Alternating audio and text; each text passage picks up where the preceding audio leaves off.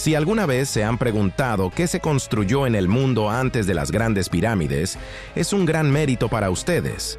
En realidad, la historia de la humanidad es mucho más rica que los libros de texto más voluminosos. Les diré más. En el mundo se conserva una enorme cantidad de obras monumentales que fueron creadas no solo antes del auge de la cultura egipcia, sino incluso antes del gran diluvio universal. Están en el canal Top Hechos, y hoy nos dirigiremos al territorio del actual Egipto para levantar el velo de los misterios del Antiguo Testamento. Que disfruten del video y comencemos de inmediato. La Gran Pirámide de Giza, una obra maestra de la arquitectura e ingeniería, sigue siendo uno de los logros más notables en la historia de la humanidad, que simboliza un nivel de precisión y sofisticación paradójica. Este monumento guarda secretos de tecnologías que apenas comenzamos a revelar. Tan pronto como nos acercamos a la pirámide, comenzamos a distinguir sus huellas.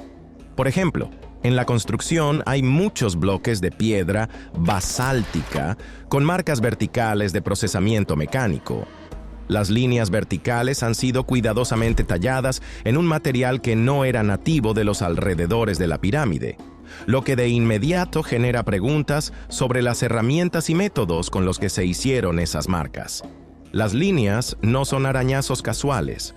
Su diseño indica huellas de sierras, que son herramientas mucho más avanzadas que el cincel de bronce de aquella época. Ni siquiera el uso de materiales abrasivos como la arena de cuarzo responde a todas las preguntas. Hay otros ejemplos que insinúan el uso de técnicas de procesamiento de mayor tecnología. Por ejemplo, los restos de cortes con diámetros que van desde 10 hasta 45 centímetros hablan por sí mismos. Su apariencia muestra no solo la precisión del trabajo, sino también la posibilidad de realizar cortes curvilíneos, lo que sugiere el uso de sierras circulares gigantes. Y esto contradice directamente la comprensión tradicional de que las pirámides fueron erigidas con herramientas simples y trabajo manual. Frente a la segunda pirámide, dentro de los canales que van desde la pirámide hasta la Esfinge, se encuentran muchos restos de granito. Un hallazgo especialmente sorprendente es un bloque de piedra caliza con un canal de granito derretido. En él se ve muy bien el cambio de color por la fusión. ¿A qué temperatura tuvo que exponerse? Todo esto, junto con zonas de granito y piedra caliza carbonizados, plantea preguntas intrigantes sobre los procesos y la tecnología utilizados en la construcción de estos monumentales edificios. Las observaciones de las piedras de revestimiento complican aún más la comprensión. El encaje extremadamente denso entre ellas sugiere un nivel de destreza y precisión difícil de conciliar con las herramientas disponibles en la época presunta de la construcción de la pirámide. Las tres pirámides están dispuestas de la misma manera que las estrellas que componen el cinturón de Orión, y la última vez que la alineación completa de sus ubicaciones con la línea de la constelación pudo observarse fue hace aproximadamente 10.500 años. Esta es la primera evidencia convincente de que tienen al menos 10.000 años, aunque posiblemente sean mucho más antiguas. Entonces, se entiende por qué no hay menciones de las pirámides o su creación en ninguno de los documentos escritos egipcios. Tales hechos desafían la cronología establecida de la historia egipcia y sugieren que la Gran Pirámide y sus vecinas fueron construidas por otra cultura y podrían haber existido mucho antes de la civilización egipcia dinástica. La mayoría de la gente cree que las pirámides de Giza son solo 3 grandes pirámides, pero el complejo está lleno de numerosas estructuras más pequeñas, incluidas muchas pequeñas pirámides que aún conservan su revestimiento original. Dentro de ellas hay una extensa red de pozos y túneles, como el llamado Pozo de Osiris, que demuestra que debajo de Giza existe un enorme complejo subterráneo. La meseta, ubicada a una profundidad de 35 metros por debajo de la superficie del Pozo de Osiris, conduce a una cámara llamada Tumba de Osiris. En el centro de la cámara, rodeado por un canal artificial con agua, se encuentra un sarcófago de granito. Surge la pregunta natural: ¿cómo aseguraron una fuente estable de agua para llenar este canal y cómo lograron mantener el agua al nivel adecuado? La única explicación plausible para esta hazaña es la existencia de un sistema subterráneo avanzado de cámaras y túneles, diseñado específicamente para contener y dirigir el agua de una fuente natural hacia el pozo. La sólida roca madre de la zona excluye la posibilidad de fugas accidentales y solo refuerza la teoría de que el agua era suministrada a través de un canal oculto específicamente construido. Todos los detalles conocidos nos indican que en Giza se llevó a cabo un proyecto de ingeniería subterránea monumental, sin precedentes en su tiempo. El verdadero propósito de esta estructura sigue siendo un misterio. Y no existen pistas accesibles, ni materiales escritos, ni indicios en la propia construcción. No hay escaleras ni otra forma de bajar siquiera. ¿Cómo consiguieron colocar dentro del edificio enormes sarcófagos de granito, cada uno con un peso de hasta 40 toneladas? Además, ¿por qué fue necesario ubicar enormes cajas de granito bajo tierra en lugar de tallarlas directamente en la roca? Esto significa que a todos los objetos y materiales con los que fueron elaborados se les atribuía un propósito determinado. Entre otros, se encontró un sarcófago que no estaba hecho de granito, sino de un material inusual, desconocido para la egiptología. Dicho mineral no se utilizó en ningún otro lugar, y en la historia del antiguo Egipto no hay ningún objeto similar que conozcamos.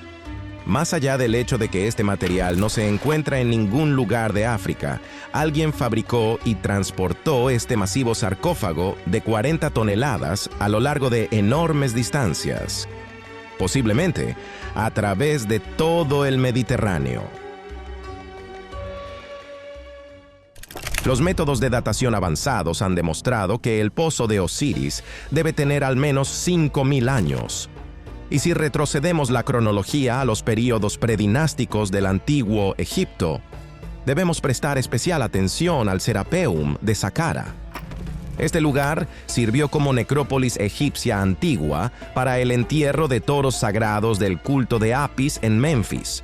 El complejo se encuentra cerca de El Cairo y es famoso por su colección de enormes cajas de granito, supuestamente sarcófagos. Las cajas, fabricadas con una precisión asombrosa, han causado grandes controversias. Es evidente que fueron creadas con un nivel excepcional de habilidad, que además implicó el uso de tecnologías avanzadas que van mucho más allá de las que tradicionalmente se atribuyen a los antiguos egipcios. Cada caja del Serapeum de Saqqara está hecha de una pieza sólida de granito, conocido por su dureza extrema. Los sarcófagos son gigantescos. Junto con la tapa y la base, algunos de ellos pesan hasta 70 toneladas. Esto significa que los bloques de los que fueron tallados pesaban alrededor de 200 toneladas. Impacta la precisión con que fueron fabricados. Las esquinas son perfectamente perpendiculares y las superficies planas son exquisitamente lisas. ¿Cómo se pudo lograr tal nivel de exactitud sin utilizar métodos de mecanizado de alta tecnología y equipamiento especializado? El progreso alcanzado hace varios miles de años lleva a suponer que nuestro conocimiento convencional difiere en gran medida de la realidad de esa época. Resulta que los antiguos egipcios, o quienes hayan construido todas estas estructuras, tenían acceso a tecnologías avanzadas, tal vez perdidas en el tiempo. Una de las características más sorprendentes de estas cajas es que sus superficies internas son tan ajustadas y suaves como las externas. Lograr ese pulido perfecto dentro de una caja de piedra, especialmente con las herramientas primitivas comunes de aquella época, es absolutamente imposible. Las paredes de las cajas tienen el mismo grosor, lo que implica el uso de sofisticados equipos de medición y corte. Este grado de uniformidad y precisión en la talla de la piedra es extremadamente raro en otros artefactos del antiguo Egipto. Surge la pregunta sobre la tecnología y métodos utilizados en esta construcción en particular. Está claro que el proceso de vaciar estos bloques masivos de granito habría requerido un equipamiento avanzado y potente, y las herramientas de cobre habituales de los antiguos egipcios no habrían sido adecuadas para trabajar un material tan duro, y menos aún con semejante precisión técnica. Esta discrepancia ha dado lugar a la teoría de que los constructores del Serapeum poseían conocimientos tecnológicos y equipamiento avanzados, utilizaban taladros de alta velocidad, herramientas de corte con diamantes u otras máquinas complejas. Otro aspecto que intriga a los investigadores es la finalidad de estas cajas. Tradicionalmente se han considerado sarcófagos para el entierro de los toros sagrados. Pero pronto surgieron dudas sobre ese destino, debido a la estructura tan precisa y elaborada de cada caja. Parece excesivamente compleja para fines tan simples. Algunos teóricos sugieren que la verdadera finalidad de las cajas requería dimensiones exactas y superficies lisas, quizá relacionadas con algún tipo de manipulación de energía o destinadas a un proceso científico desconocido para los científicos actuales. Además, las cajas de granito también poseen propiedades acústicas especiales. Otro punto mencionado anteriormente es el transporte y la colocación de esta enorme carga, que también resulta asombroso. Los túneles subterráneos son angostos y sinuosos, lo que convierte el traslado de objetos tan grandes en un problema logístico. Y otra cuestión, en las paredes del Serapeum no hay señales de hollín de antorchas. ¿Qué tipo de iluminación usaron en los espacios subterráneos? Al menos para poder colocar la multitud de cajas, cada una en su nicho.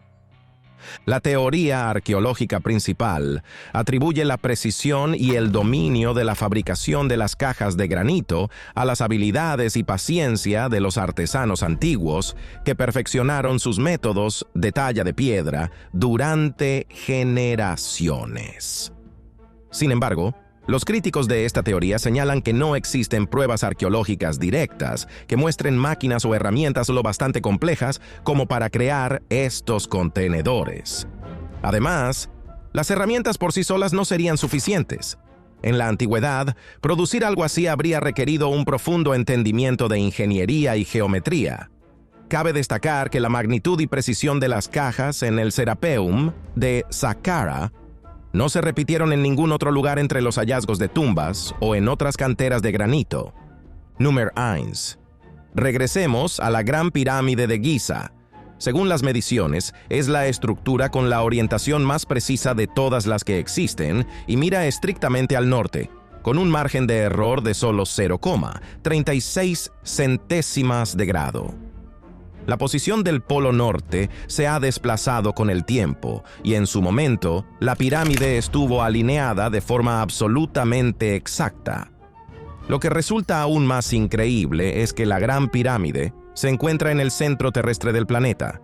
La línea este-oeste y el meridiano norte-sur que recorren la línea este-oeste y el meridiano norte-sur que recorren la línea este-oeste y el meridiano norte-sur que recorren la línea este-oeste y el meridiano norte-sur, que recorren la línea este-oeste, y el meridiano norte-sur, que recorren la línea este-oeste, y el meridiano norte-sur, que recorren la línea este-oeste, y el meridiano norte-sur, que recorren la línea este-oeste, y el meridiano norte-sur, que recorren la línea este-oeste, y el meridiano norte-sur, que recorren la línea este-oeste, y el meridiano norte-sur, que recorren la línea este-oeste, y el meridiano norte-sur, que recorren la línea este-oeste, y el meridiano norte-sur, que recorren la línea este-oeste, y el meridiano norte-sur, que recorren la línea este-oeste, y el meridiano norte-sur, que recorren la línea este-oeste, y el meridiano norte-sur, que recorren la línea este-oeste, y el meridiano norte-sur, que recorren la línea este-oeste, y el meridiano norte-sur, que recorren la línea este-oeste, y el meridiano norte-sur, que recorren la línea este-oeste, y el meridiano norte-sur, que recorren la línea este-oeste, y el meridiano norte-sur, que recorren la línea este-oeste, y el meridiano norte-sur, que recorren la línea este-oeste, y el meridiano norte-sur, que recorren la línea este-oeste, y el meridiano norte-sur, que recorren la línea este-oeste, y el meridiano norte-sur, que recorren la línea este-oeste, y el meridiano norte-sur, que recorren la línea este-oeste, y el meridiano norte-sur, que recorren la línea este-oeste, y el meridiano norte-sur.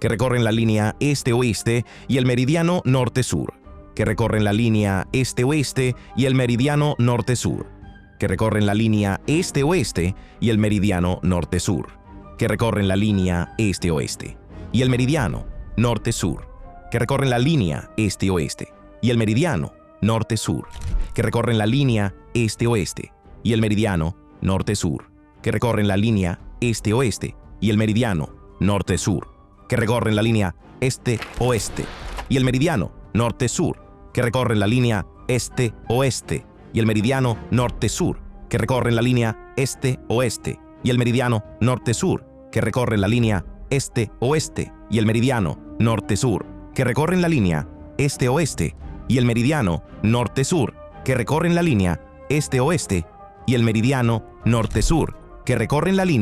este-oeste y el meridiano norte-sur, que recorren la línea este-oeste y el meridiano norte-sur, que recorren la línea este-oeste y el meridiano norte-sur, que recorren la línea este-oeste y el meridiano norte-sur, que recorren la línea este-oeste y el meridiano norte-sur, que recorren la línea este-oeste y el meridiano norte-sur, que recorren la línea este-oeste y el meridiano norte-sur, que recorren la línea este-oeste y el meridiano norte-sur, que recorren la línea este-oeste y el meridiano norte-sur, que recorren la línea este-oeste y el meridiano norte-sur, que recorren la línea este-oeste y el meridiano norte-sur, que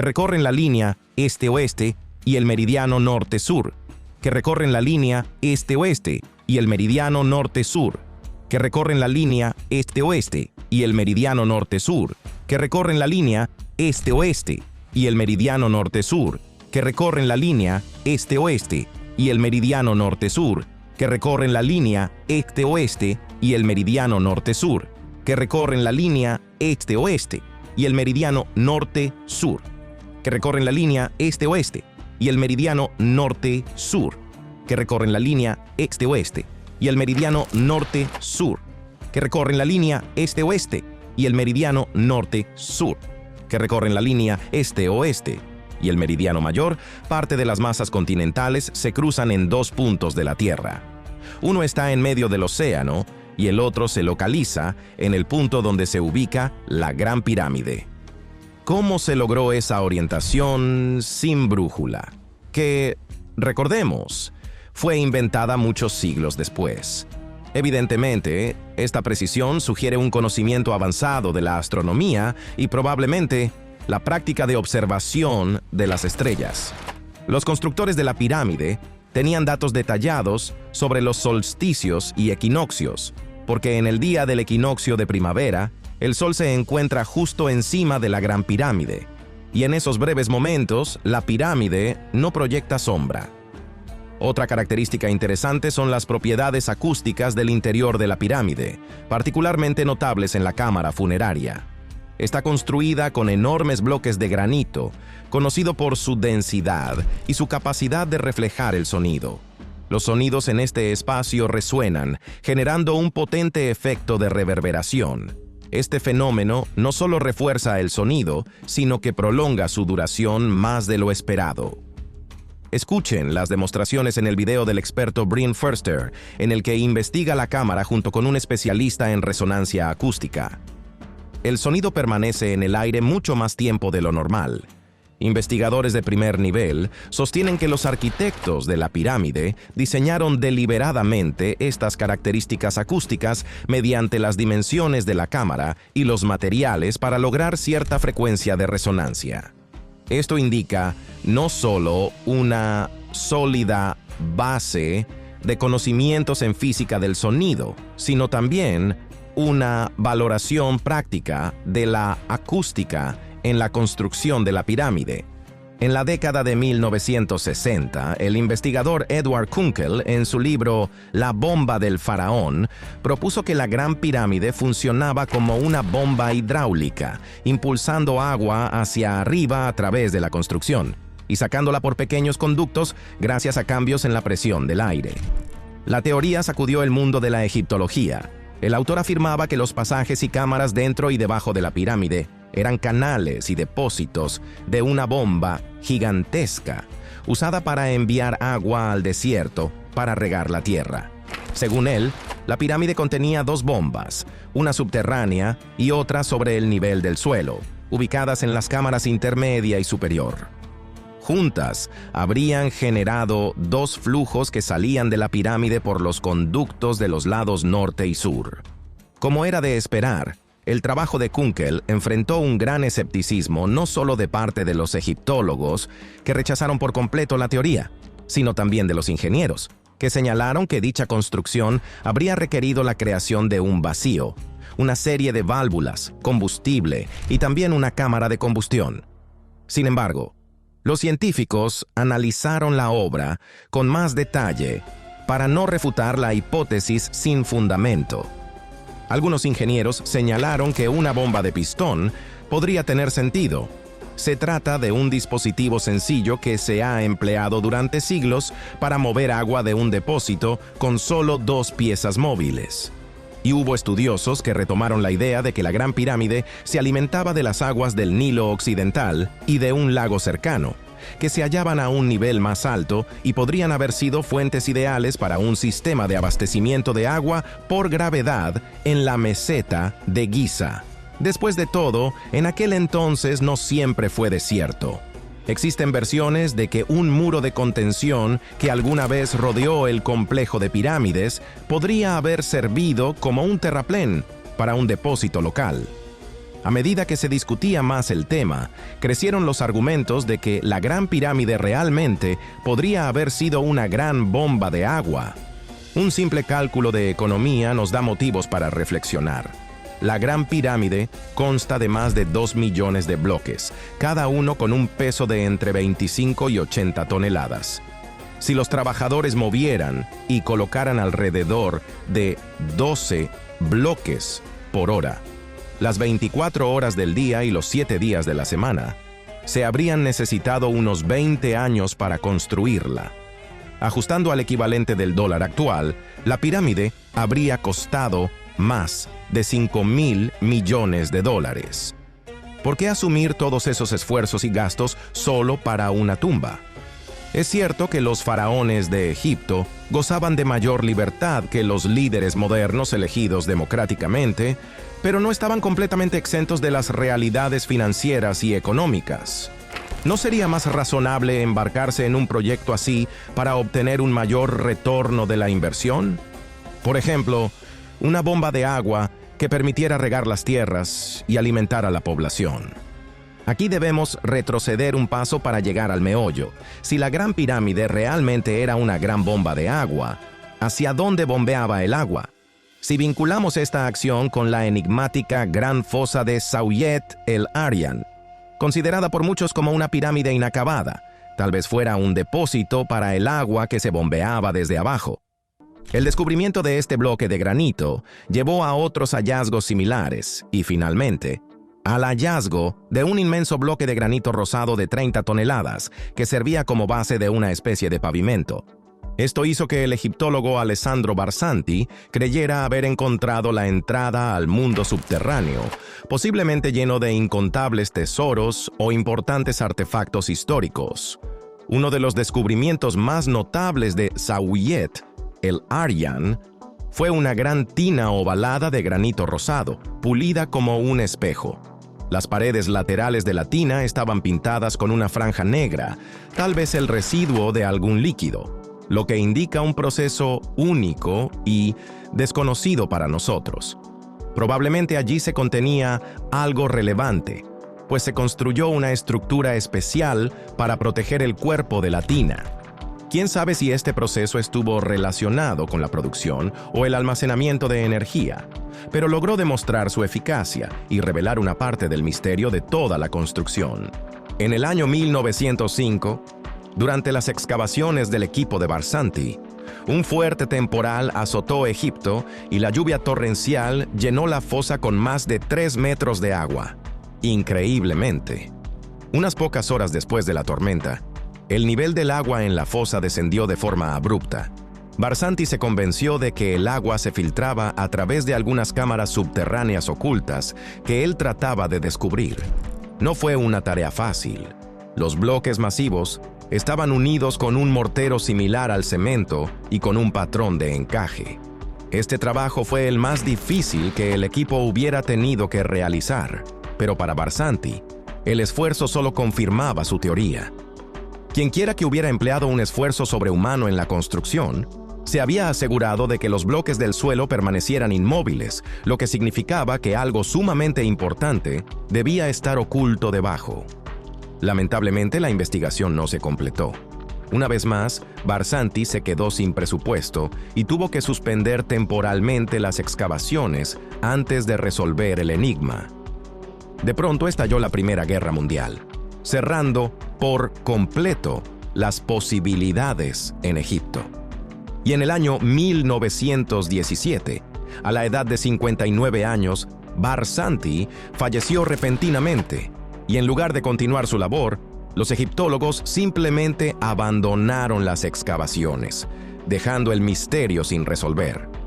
Cuando volvió a surgir el interés por Zawiet el-Aryan, el gobierno de Egipto impuso restricciones de acceso a la zona en la década de 1960, lo que no hizo sino alimentar la intriga. Hoy en día existe una base militar en ese lugar y nadie puede entrar a la zona secreta. Por consiguiente, los científicos deben posponer la búsqueda de pruebas concluyentes sobre la importancia arquitectónica de la Gran Fosa de Zawiet el-Aryan y su cercanía con la Gran Pirámide.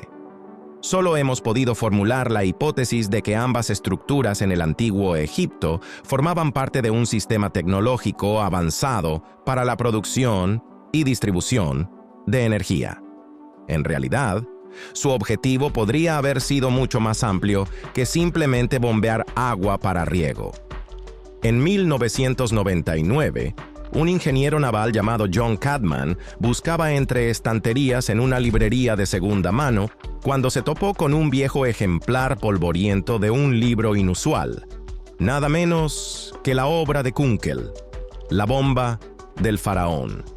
El libro intrigó a Cadman como experto en hidráulica. Lo compró y lo estudió con atención. Rápidamente comprendió que la idea no era para nada absurda. A fin de cuentas, descubrió algo que lo cautivó. La cámara subterránea de la Gran Pirámide se parecía muchísimo al diseño de una bomba de émbolo. Al examinar más fotografías, encontró indicios evidentes de daños por el agua, especialmente en el techo, que sugerían cavitación causada por burbujas de gas en el agua debido a agitación intensa. También había señales claras de deterioro debido al golpe de ariete. Dicho de otra manera, la cámara subterránea no solo podría haber funcionado como una bomba de agua, sino que, según la mirada experta de un especialista, así era exactamente como trabajaba. Basándose en sus muchos años de experiencia en hidráulica, Cadman construyó su propio modelo a escala de la pirámide y la cámara subterránea para comprobar si funcionaría como una bomba de agua. Usó un río cercano como depósito, pero lamentablemente el modelo no funcionó. Tenía fugas, se agrietaba y no bombeaba el agua como él esperaba. Pero Cadman no se rindió tan fácilmente. Construyó otro modelo, luego otro más, que también fracasaron de la misma forma. Y en el cuarto intento lo hizo bien y, para su gran alegría, la bomba funcionó. De ese modo, demostró sin lugar a dudas que la Gran Pirámide pudo haber funcionado como una inmensa bomba de agua. Y con toda seguridad, los creadores de la cámara subterránea de la Gran Pirámide sabían exactamente lo que hacían. Después del avance de Cadman, nadie dudaba de que la bomba de agua de la Gran Pirámide no era un mero invento. Y cuando siguió investigando, llegó a conclusiones todavía más sorprendentes. Cadman construyó un nuevo modelo de mayor tamaño y lo selló en hormigón para simular el efecto de la bomba funcionando bajo tierra. Lo colocó en un arroyo estacional con una charca que servía de depósito. Cuando la bomba empezó a funcionar, Cadman enseguida notó algo sorprendente. Encapsulada en hormigón, la bomba generaba una onda de compresión vertical, similar a los latidos rítmicos de un corazón. El sonido podía sentirse a través de la tierra a 6 metros de distancia y escucharse a más de 30 metros. Cadman se dio cuenta de que su experimento superaba con creces la simple idea de una bomba de agua debido a las poderosas ondas que generaba. Esta concepción lo cambia todo. Entonces renombró el dispositivo como generador de impulsos. Si la cámara subterránea de la Gran Pirámide producía estas ondas de impulso, al interactuar con el granito de la pirámide, crearía ionización en la atmósfera, formando de hecho un campo eléctrico. En términos sencillos, los impulsos de la bomba subterránea, combinados con el granito de la pirámide, podrían generar electricidad. Así resultó que Cadman demostró que los antiguos egipcios utilizaban electricidad. Pero recordemos que la idea de un generador eléctrico no comenzó con John Cadman. En realidad, apareció a comienzos del siglo XX en la obra del famoso inventor Nikola Tesla. Tal vez conozcan muchas de sus creaciones, pero no sepan de su obsesión con el antiguo Egipto, en particular con las pirámides, que él estudió en detalle y mencionó en sus trabajos. En el año 1905, Tesla se propuso patentar un proyecto llamado el arte de transmitir energía eléctrica a través del medio natural, que incluía el diseño de la pirámide electromagnética de Tesla. Basándose en sus conocimientos del antiguo Egipto y su ingenio genial, planeaba usar una enorme estructura piramidal para proyectar energía hacia el cielo, donde podría ser captada por receptores en todo el mundo. Esta construcción, de 57 metros de altura y conocida como la Torre Wardenclyffe, estaba coronada por una cúpula de metal conductor de 55 toneladas.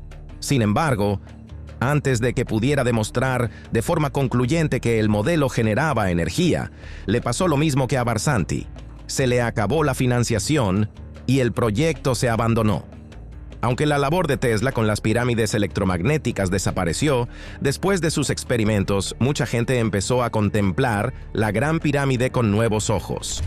Incluso se prestó atención a su aspecto exterior original. Estaba cubierta de bloques blancos de piedra caliza llamados toba, que se destacan por sus incomparables propiedades de aislamiento, mientras que los túneles y cámaras en su interior estaban revestidos de granito, un excelente conductor de electricidad. Además, se sabe que en un principio la Gran Pirámide estaba rematada con un remate de oro macizo, uno de los materiales más conductores de la Tierra. De forma similar, la Torre Wardenclyffe de Tesla estaba coronada por una esfera metálica de 55 toneladas. Si la Gran Pirámide se había diseñado para generar electricidad, sus constructores no podrían haberlo hecho mejor. Y es difícil creer que se tratara de un proyecto perfecto, conseguido por pura casualidad.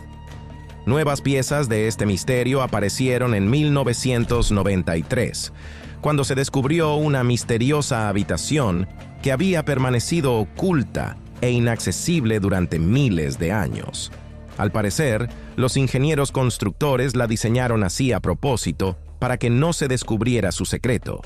Se la llamó la Cámara de la Reina y solo pudo investigarse en el año 2011 con ayuda de una pequeña cámara robótica.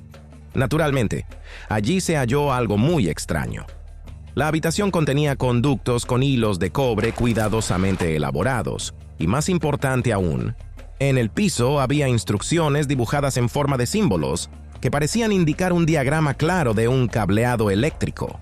Si se hace pasar corriente eléctrica a través del hilo de cobre, se crea un campo magnético de corto alcance en la segunda bobina, y en un espacio sin ventanas, las fuerzas transmitidas de una bobina a otra podrían generar un potencial más alto en una de las paredes, que a su vez trasladaba la energía a un potencial más bajo, con lo cual, en el recinto cerrado de la llamada Cámara de la Reina, se liberaba energía electromagnética.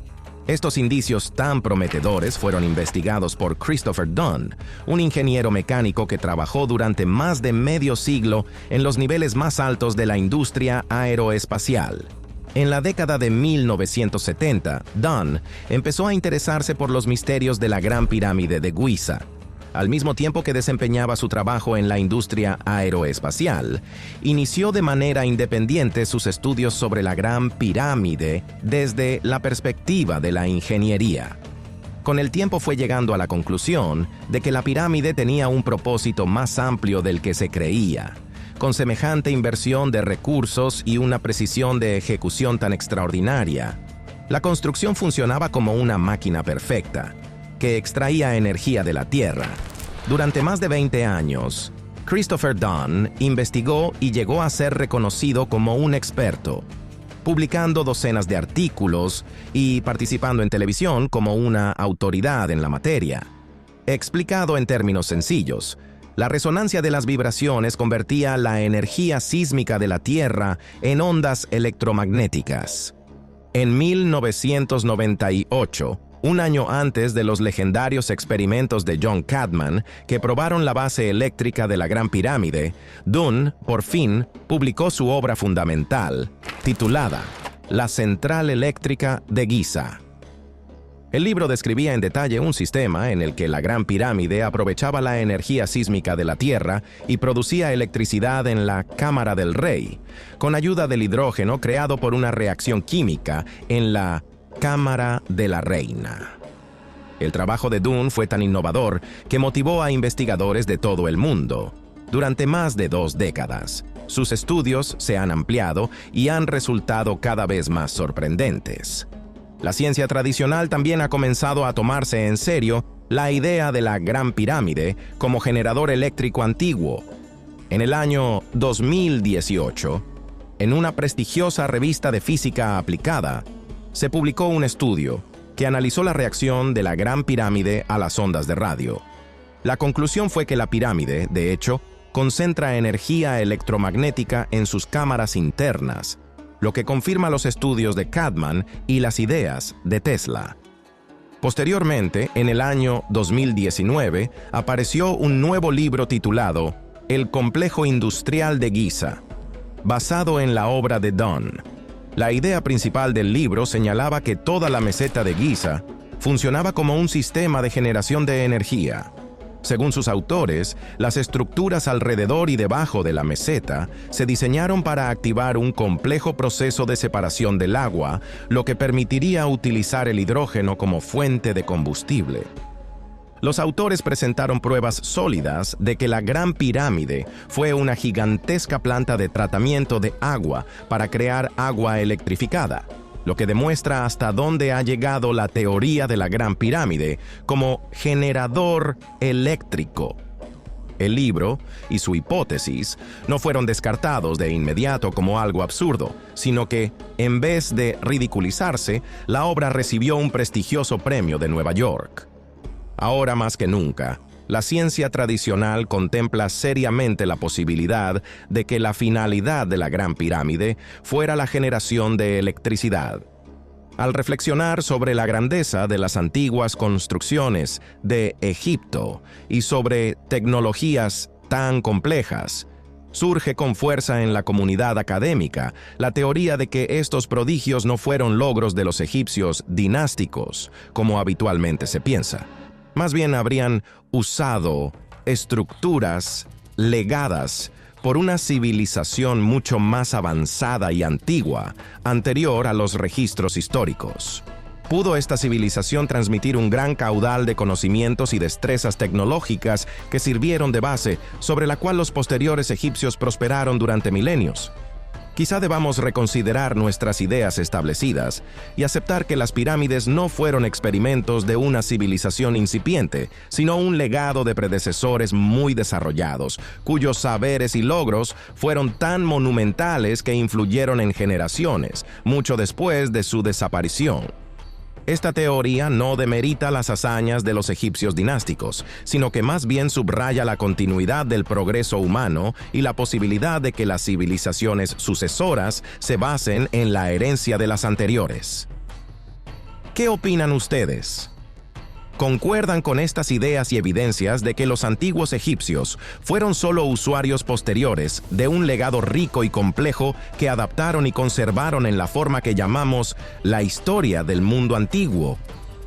Escriban sus comentarios sobre el episodio y con esto llegamos al final de nuestro programa. Si les ha gustado y quieren ver la siguiente parte o algo parecido, díganlo en los comentarios y den me gusta. Y ahora mismo, vean nuestro episodio acerca de cómo los pueblos antiguos pudieron haber construido una estructura mega gigantesca.